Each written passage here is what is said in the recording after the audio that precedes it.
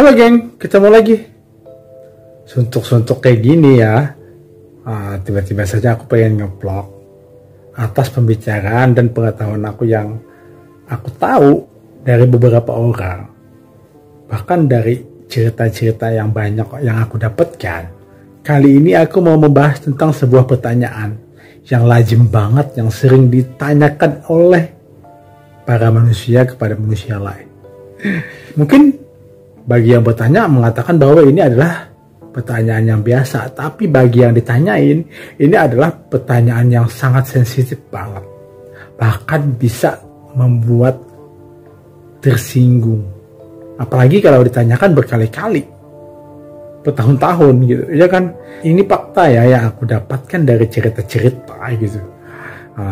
Fakta di saat pertanyaan yang terlalu sensitif kepada orang lain, yang paling sensitif itu adalah di saat kita bertanya terus dan menerus kepada seseorang yang mungkin dia ya sahabat kita atau orang yang baru kita kenal ataupun tetangga kita yang sudah kita kenal gitu. Pertanyaan yang paling sensitif adalah pertanyaan, kapan lo nikah? Kapan lo nikah? Kapan lo nikah? Kapan lo kawin? Kapan lo kawin? Kapan dan kapan? Itu selalu ditanyakan dan bertanya. Dan si bertanya tadi tidak bosan-bosan selalu bertanya. Sehingga akhirnya ini bisa menjadi bagian daripada ejekan juga kan. Nah di sini geng, jadi aku pengen menjelaskan beberapa hal. Sang penanya kenapa selalu menanyakan hal kayak gini? Ya itu memang hal wajar bagi dia, tapi bagaimana bagi yang ditanyakan? Ini kan sesuatu yang kurang lazim banget dan sesuatu yang bisa dibilang sensitif banget ya. Sensitif, intinya itu sensitif ya. Ini pertanyaannya paling sensitif. Kapan lo kawin? Kapan lo nikah? Kapan lo ini? Kalau ditanyakan sekali kan mungkin orang biasa aja kali ya. Saat kita bertemu lalu kita bertanya sekali lalu sudah tuh ya gak masalah. Tapi yang masalah itu adalah di saat kita selalu bertanya gitu, tidak bosan-bosan kepada seseorang yang mengalami gitu, dan mentang-mentang kita sudah nikah lalu teman kita, tetangga kita ataupun orang yang kita kenal dia belum nikah, lalu kita selalu bertanya kapan lo nikah, kapan lo nikah. Ini terjadi bagian unik, hal unik, bagian fakta dan tidak menyenangkan sekali geng, dan terjadi karma. Makanya geng, mulutmu adalah harimaumu ya kan. Jadi di sini tuh ya aku dengar cerita-cerita gitu, ada orang yang selalu begini, menyebalkan banget, selalu bertanya kapan lo nikah, kapan lo nikah. Dan terjadi akhirnya beberapa tahun kemudian yang ditanyain tadi sudah nikah dan dia punya anak, dan dia selalu bertanya-tanya tadi, dan akhirnya bertahun-tahun dia tidak punya anak, dan dia akan ditanyain orang lagi kapan lo punya anak, ya kan.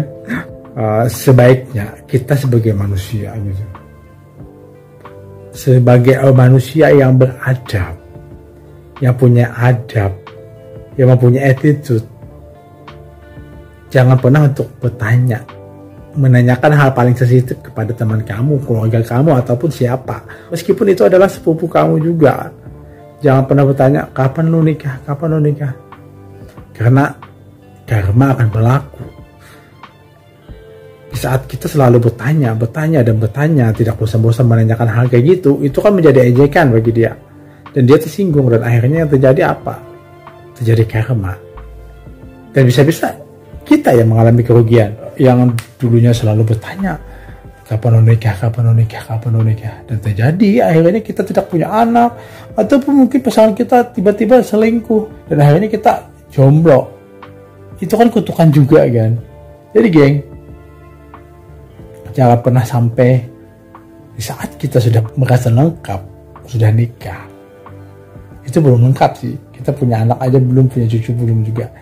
Itu memang sebuah kelengkapan, tapi tidak sesuatu hal yang sempurna geng, karena sesuatu hal yang sempurna itu hanya di mata Tuhan ya kan. So berhenti untuk bertanya kapan lo nikah, karena karma akan berlaku. Banyak banget sih cerita-ceritanya, ada yang selalu bertanya begini, akhirnya dia gak punya anak, Ada yang selalu bertanya kapan mau nikah, dan terjadi apa? Pasangan dia cerai dan perkawinan dia tidak sampai tua, dan akhirnya yang terjadi dia jomblo. Jadi pertanyaan itu pun tidak ada fungsinya, geng, kalau karma itu berlaku. Dan juga yang terjadi juga kadang-kadang banyak sih, geng, di saat kita bertanya begitu kan, sampai akhirnya kita menjadi pertanyaan khusus kita kepada dia, dan itu menjadi sebuah pelecehan bagi dia. Itu penghinaan ya, bisa jadi ya. Dan akhirnya karma berlaku pada kita. Banyak hal yang misterius yang terjadi. Faktanya kalau kita selalu bertanya begitu tidak bosan-bosan, dan seolah kita telah mengejek, dan